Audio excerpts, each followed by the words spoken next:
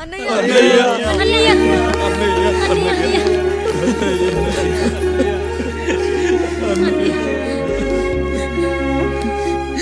చాలా భయం వేసిందన్నయ్య. ఇప్పుడు మమ్మల్ని వదిలి వెళ్ళకన్నయ్యా. రాత్రే కదరా మనం అందరం కలిసి పడుకున్నాం. ఎప్పుడో రాత్రి చూసామన్నయ్య. నిన్ను చూడకుండా ఒక్క అరగంట కూడా ఉండలేకపోతున్నా. నిన్ను చూసి చాలా రోజులైనట్టుంది అన్నయ్య. రాత్రంతా ఎక్కడికి వెళ్ళావన్నయ్య?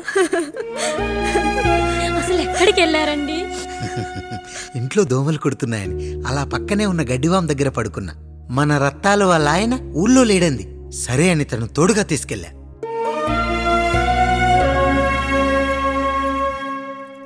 మీ సావుకటే మీ కుటుంబాన్ని నుంచి మిమ్మల్ని విడదీయాలయ్యా. అప్పటి వరకు మేము కళ్ళు తెరిస్తే మా కళ్ళ ముందు ఉండాలి, కళ్ళు మూస్తే మా కళ్ళలో ఉండాలయ్యా. నమస్కారం రాయుడు గారు.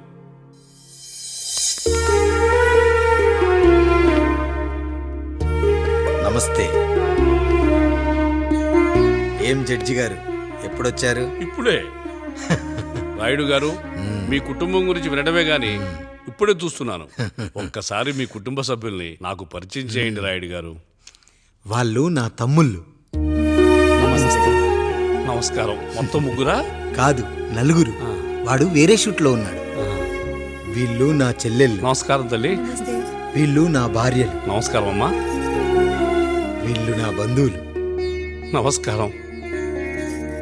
నా జీవితంలో ఎంతో ముఖ్యమైన, ఆ, ఇష్టమైన, ప్రాణమైన ఆ. మరో మనిషిని మీకు పరిచయం చేయాలి. ఆవిడే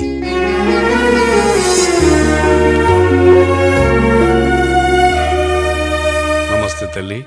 ఆవిడ మా పని మనిషి. ఆ? తను వాళ్ళ అమ్మాయి. నాకు కూతురు లాంటిదే. ఆహా.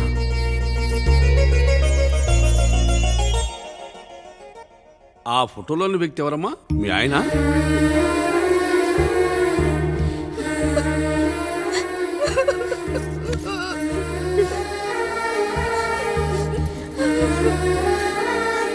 చనిపోయారా? అయ్యో లేదండి. ఎక్కడ పడితే అక్కడ, ఏది పడితే అది వాగుతున్నాడని పోలీసులు నగర బహిష్కరణ చేశారండి. మళ్ళా ఎప్పుడొస్తాడు? నెక్స్ట్ సీన్కి వచ్చేస్తాడండి. ఈ అనుబంధాలు, ఆప్యాయతలు చూసిన తర్వాత నాకు ఒక కోరిక కలుగుతుంది రాయుడు గారు. మీరు కాదనరనే ధైర్యంతో అడుగుతున్నాను. అడగండి. నాకు ఒక్కతే కూతురు. ఆమెని మీ కుటుంబంలో సభ్యురాలుగా చేసుకుంటారని. తప్పకుండా. నా భార్యలకు అభ్యంతరం లేకపోతే తనను నేను పెళ్లి చేసుకుంటా.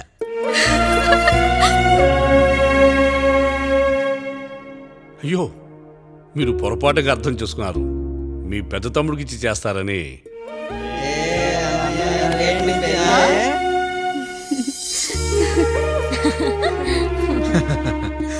తప్పకుండా తప్పకుండా ఒక మంచి రోజు చూసుకొని మీ ఇంటికి అమ్మాయిని చూసుకోవడానికి వస్తాం. ధన్యుణ్ణి రాయుడు గారు, ధన్యుణ్ణి.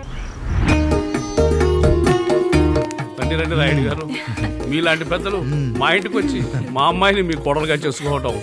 ఇంకా రాయుడు గారు ఏంటి బావగారు? బావగారు అని పిలవండి. సంతోషం. రండమ్మా.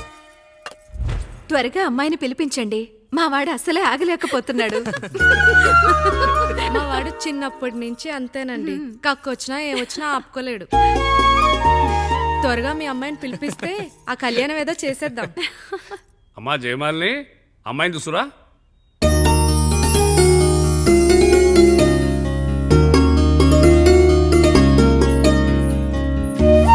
కూర్చోమ్మా. నువ్వు కూడా అబ్బాయిని చూడమ్మా.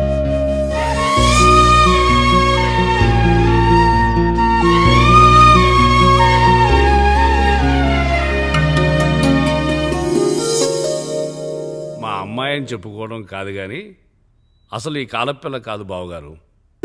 రాత్రంతా బయట తిరిగినా కోడి కుయ్యకు ముందు ఇంటికి వచ్చేస్తుందండి. మళ్ళా ఊరంతా నిద్రలేగిస్తే తప్పుగా అనుకుంటారు కదా. తను తిరిగే స్నేహితుల్లో పచ్చి తాగుబోతులు, తిరుగుబోతులు ఉన్నారు. కానీ ఆ విషయాన్ని తన మనసులోనే పెట్టుకుంటుంది కానీ స్నేహితుల గురించి ఎప్పుడూ చెడుగా చెప్పింది లేదు బావగారు. దీని చిన్నప్పుడే నా భార్య కారు డ్రైవర్తో కలిసి పక్క సందులోనే కూరగాయల మార్కెట్కి వెళ్ళి తప్పిపోయారు.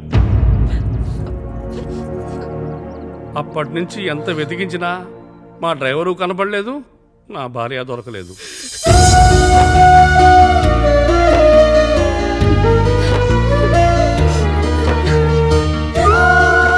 అమ్మ నాకు చాలా ప్రేమ పంచింది నాన్న, అది ఊరంతా పంచుతానంటుంది నా బిడ్డ. నేను కాదనలేదు. అలాంటి నా కూతురు ఇవాళ మీ కోడలవటం నిజంగా నా అదృష్టం బావగారు. ఈ రోజు నుంచి మీ అమ్మాయి మా ఇంటి బిడ్డ. అమ్మాయి నచ్చిందా బాబు? నచ్చిందా?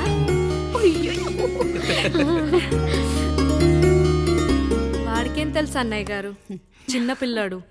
ఇప్పటికీ ఆకుని చెవులో పువ్వుని నోట్లో పెట్టుకొని తిరుగుతూ ఉంటాడు.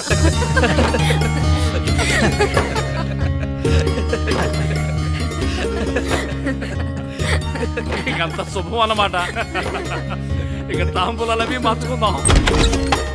ఒక నిమిషం ఆగి, నేను చెప్పేది నువ్వు ఒకసారి నా మాట విను. నేను చెప్పేది నేను ఒక్క క్షణం కూడా ఉండను. ప్లీజ్. అమ్మా శారదా, పెద్దవాళ్ళు వచ్చారమ్మా, మనల్ని చూస్తున్నారు. అమ్మాయికి పెళ్లి చూపురమ్మా. ఈ టైంలో నువ్వు ఇలా అలర్ట్ చేస్తే దాని జీవితం నాశనం అవుతుంది తల్లి. లోపలికి వెళ్ళు, తర్వాత మాట్లాడదాం. ఇక్కడ మీ కోడలు కాపురం కాలిపోతుంటే మీరు ఆ మంటల్లో మీ కూతురు పెళ్లికి కాఫీలు పెట్టిస్తున్నారా? ఈ ఇంట్లో నేను ఇంకొక క్షణం కూడా ఉండను. ఒక్క నిమిషం తల్లి, అసలు ఏం జరిగిందో నాకు చెప్పమ్మా. ఈయన మంచోడని 6 నెలల క్రితం నాకు పెళ్లి చేశారు. మొదట్లో బాగానే ఉన్నాడు, ఆ తర్వాత ఒక రోజు మందు కొట్టాడు. కొన్ని తాగింది దిగాక మంచోడుగా ఉంటాడు అనుకుంటే ఈ మధ్య చెడు తిరుగుళ్ళు తిరుగుతున్నాడు. ఊరవతల చిన్నిళ్ళు కూడా పెట్టేశాడు. మీరే చెప్పండి రాయుడు గారు, ఈ ఇంట్లో నేను ఉండాలా, వెళ్ళిపోవాలా, ఈయన్ని వదిలేయాలా, అక్కర్లేదా? ఎస్, వదిలేయాలమ్మా. వదిలేయాల్సింది నీ భర్తను కాదు, అతనిలోని లోపాలు. ఆశ్చర్యపోతున్నావు కదూ? ఒక మగాడి బాధ సాటి మగాడిగా నేను చెప్తానమ్మా. ఆడదాని ప్రేమ వెలిగించిన అగరొత్తి లాంటిది. ఒకడు వెలిగించగానే కొన్ని గంటల్లో బూడిదైపోతుంది. కానీ మగాడి ప్రేమ దీపం లాంటిది. తను కాలుతూ కూడా నలుగురిని వెలిగించుకుంటాడు. ఆ వెలుగులో ఆనందాన్ని వెతుక్కుంటాడు. చూడమ్మా శారద, నువ్వు కాకిలోని నలుపును చూస్తున్నావు, నేను దాని రెట్టలో తెలుపును చూస్తున్నాను. మొగడు మందు కొట్టొస్తే నిన్ను కొట్టలేదని సంతోషపడాలి గాని బాధపడకూడదమ్మా. ఇక చిన్నిల్లు సంగతి అంటావా? రుచిగా ఉందని లొట్టలేసుకుంటూ సగం తిన్న బిర్యానీలో కుక్క మూతి పెట్టిందని తెలిసాక దాన్ని పారేసుకుని ఆకలిని చంపుకోవడం కంటే నాకింది మనింటి కుక్కే కదా అని దాని మూతిపళ్ళు రాలగొట్టి ఇంట్లో కట్టేయాలి. నీ భర్త కూడా అలాంటి కుక్కలాంటి వాడేనమ్మా.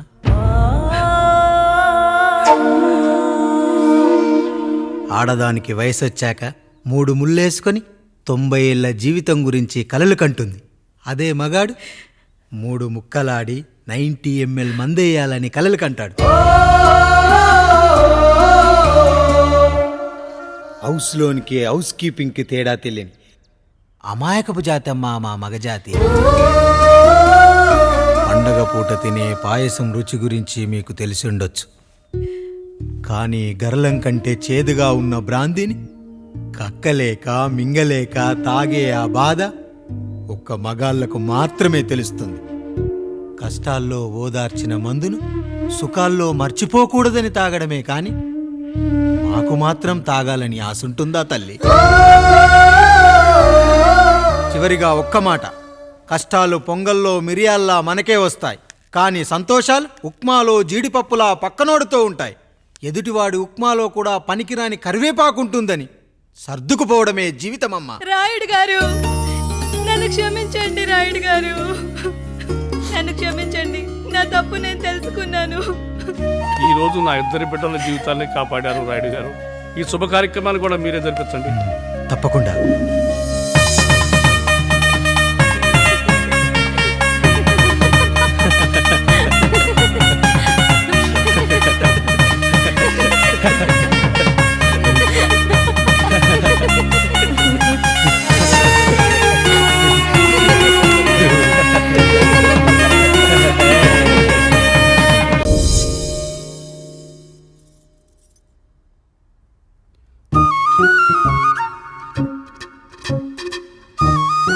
తింటారా?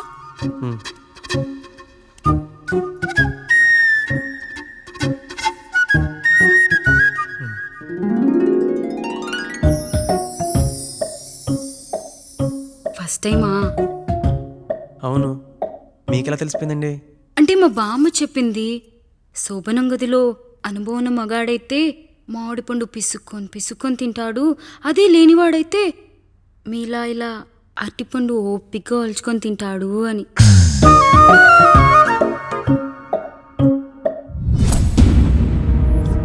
ఏంటవి? అవేంటో తెలీదా? ఫ్రెండ్స్కి పెళ్ళని చెప్తే హ్యాపీ బర్త్డే అనుకొని బెలూన్స్ ఇచ్చారు. ఫీల్ అవుతారు కదా అని 4 అక్కడ కట్టాను.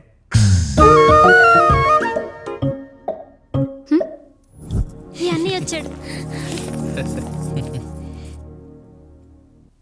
పిల్లల గదిలోకి వెళ్ళారా? వెళ్ళారండి. మీరెంత ఏంటి ఇంత రాత్రైనా ఇంకా పడుకోలేదా? మీరు లేనిది ఎప్పుడైనా పడుకున్నామా అన్నయ్య? అందరం కలిసే కదా పడుకునేది మావయ్య. సరే అందరం పెద్దోడి గదిలో పడుకుందాం. ఈరోజు వాడి శోభనం కదా, అసలే కొత్త. పక్కనుంటే ధైర్యంగా ఉంటుంది. పక్క నుండి దగ్గరుండి జరిపిద్దాం, పదండి.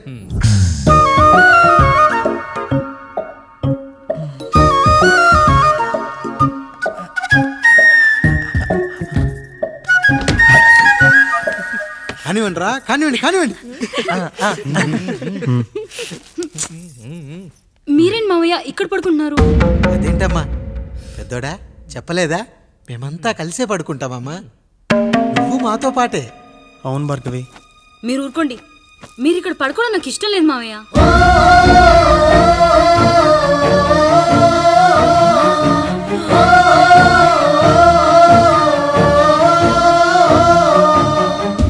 అదేంటమ్మా అలా అంటావు? ఎన్నో చూసాం, ఎన్నో చేశాం.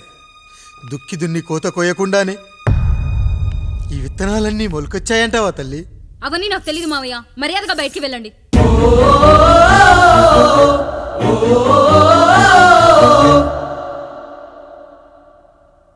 కనీసం ఆ మూలనైనా పడుకుంటామమ్మా.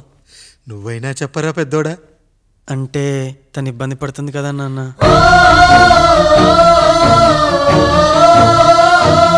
నువ్వు కూడా ఏంట్రా? పిల్లలేదో ఆశపడుతున్నారమ్మా. ఒక్కసారి ఆలోచించమ్మా. మావయ్య మీరు బయటికి వెళ్తే మేము తలుపులేసుకుంటాం.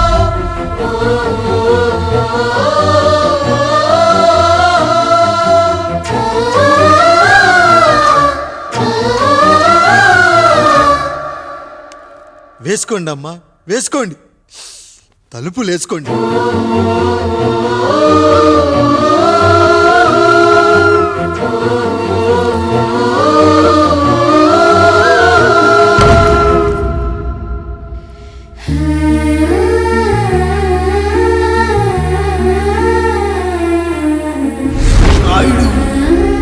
బిడ్డలు జాగ్రత్త. ఈ రోజు నుంచి వీళ్ళంతా నీ తమ్ముళ్ళు చెల్లెళ్ళు కాదు, నీ బిడ్డలు.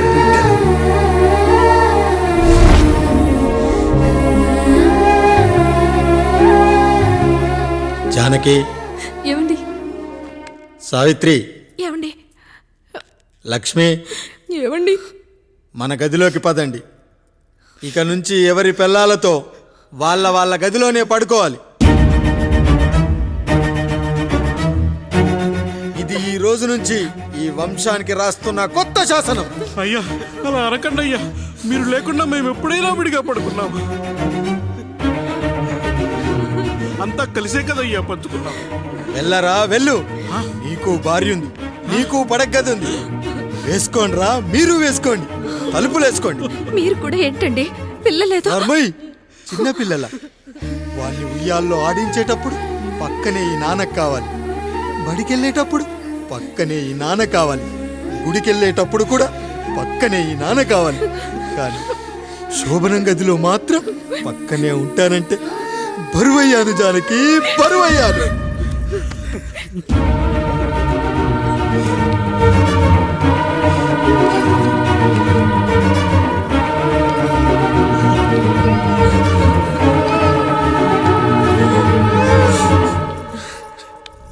ఏంటండి ఇంకా అదే ఆలోచిస్తున్నారా?